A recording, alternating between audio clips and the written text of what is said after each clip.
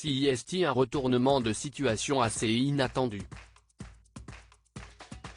À l'approche du couronnement, le roi Charles III ferait tout pour que son fils Harry assiste à la cérémonie avec sa femme, Meghan Markle, malgré ses attaques contre la famille royale dans son autobiographie.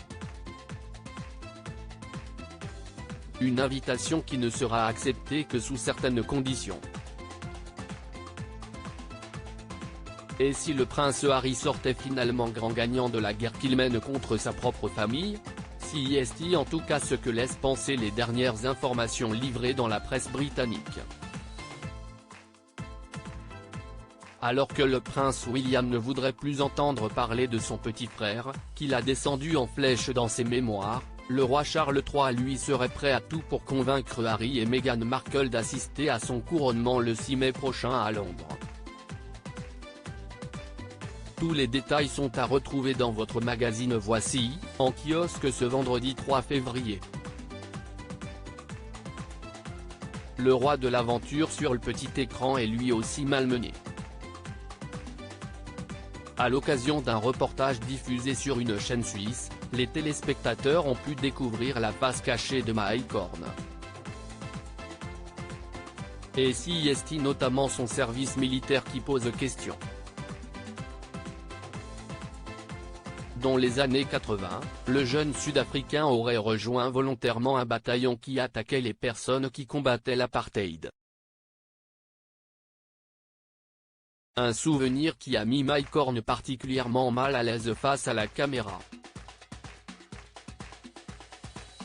De guerre, il en est aussi question au sein de la famille Presley. Quelques semaines après la mort de Lisa Marie, la fille du King, Priscilla Presley est bien décidée à remettre la main sur l'héritage. La mère de la défunte a décidé de contester son testament qui place Riley Keough, la fille aînée de Lisa Marie, à la tête de son héritage. Elle sera notamment chargée de placer l'argent dans un trust jusqu'à ce que ses sœurs de 14 ans aient atteint la majorité. Un choix inconcevable pour Priscilla Presley qui affirme désormais que le testament n'est pas valable. Cette semaine également dans Voici, Jennifer Garner plus heureuse que jamais. Après son divorce avec Ben Affleck, la comédienne a retrouvé l'amour dans les bras d'un certain John Millet, un illustre inconnu avec lequel elle vit une romance tranquille depuis bientôt 5 ans. À découvrir aussi, les mots tendres d'Anne-Sophie Lapix pour son mari qui a révélé s'être battu contre un cancer, le bonheur retrouvé de Michelle Williams, l'interview de l'actrice Elodie Fontan, mais aussi la story Voici consacrée à l'assistante très personnelle de David Beckham qui a bien failli faire voler son couple en éclats.